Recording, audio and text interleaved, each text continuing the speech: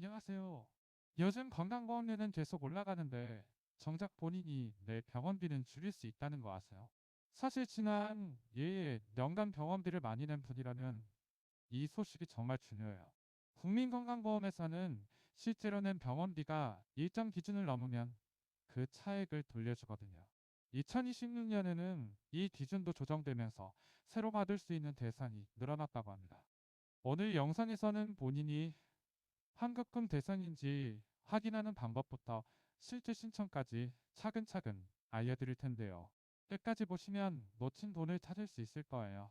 건강보험 환급금이라고 하면 여러 종류가 있거든요. 가장 흔한 게 본인 부담 상한의 초과금인데요. 1월부터 12월까지 1년 동안 건강보험이 적용된 병원비 중 자신이 직접 낸 금액을 합치면 개인별로 정해진 상한액이 있어요. 만약 이 상한액을 넘어서 더 낸 거면 그 초과분을 공단에서 돌려주는 거죠. 그 외에도 병원이나 약국이 법정 기준보다 많이 받은 사실이 확인되면 그 차액도 돌려받고요. 실수로 보험료를 2번 낸 경우나 자격이 바뀐 경우에도 환급받을 수 있어요. 정리해보니 생각보다 환급받을 기회가 많거든요. 여기서 중요한 게 본인 부담 상한제인데요. 이건 기본적으로 저소득층과 고소득층이 너무 다른 금액을 부담하면 불공평하니까 소득 수준에 따라 여기까지 본인이 낼 최대 금액을 정해둔 거거든요. 예를 들어 소득이 낮은 사람은 연간 부담 상한액이 낮게 정해져 있고 소득이 높은 사람은 더 많이 부담하게 되는 구조예요. 그래서 2026년에는 이 기준액이 조정되면서 종전에는 대상이 아니던 일부 어르신도 새로 신청을 검토할 수 있게 됐다고 합니다. 본인이 어느 구간에 해당하는지 알아야 자신의 환급금을 정확히 계산할 수 있어요. 여기서 눈에 띄는 건 소득이 낮을수록 상한액이 현저히 낮다는 거예요.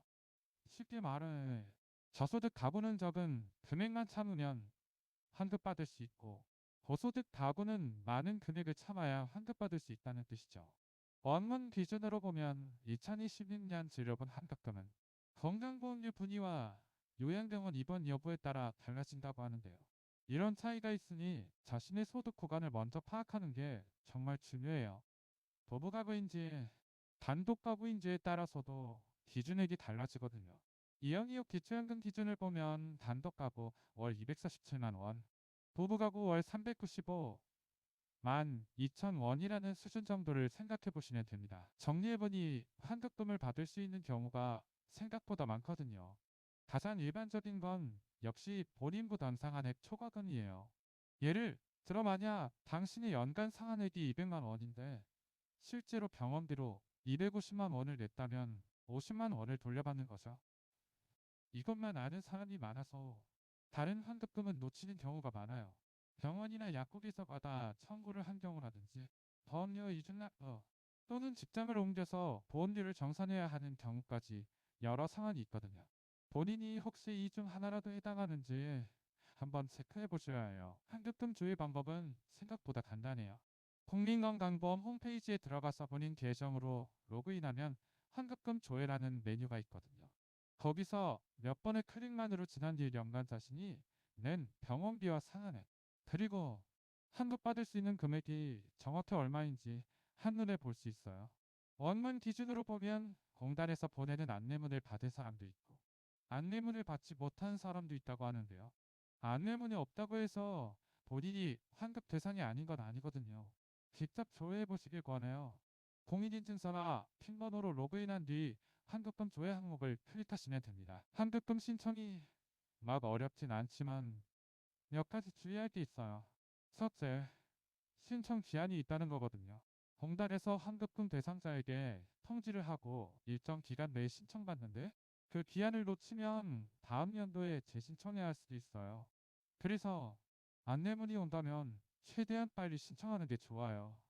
둘째, 신청할 때 본인이 실제로 낸 병원비 증빙 서류가 필요할 수도 있다는 거죠. 진료비 영수증이나 통장 기록 같은 거요.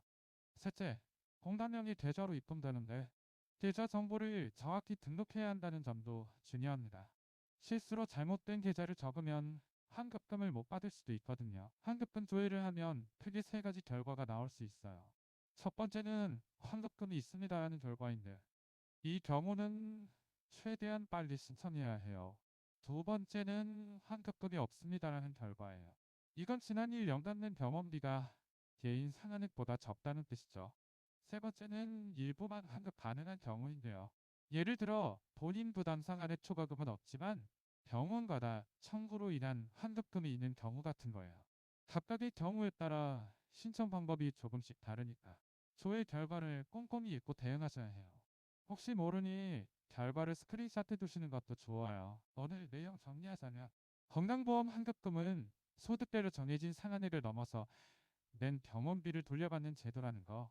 그리고 본인이 어느 소득 구간에 있는지에 따라 환급액이 완전히 달라진다는 점. 마지막으로 안내문이 없어도 국민건강보험 홈페이지에서 직접 조회할 수 있다는 거. 세 가지가 정말 중요해요. 2026년에는 이 기준도 조정되면서 새로 환급 대상이 될 수 있는 분들이 많을 텐데요. 혹시 모르니 지금 바로 한번 조회해 보시고 환급금이 있으면 즉시 신청하세요. 영상이 도움이 되셨다면 구독 버튼과 좋아요 꾹 눌러주시고 댓글로 본인이 환급금을 받게 됐는지 알려주세요. 비슷한 생활 꿀팁은 다음 영상에서 또 만나요.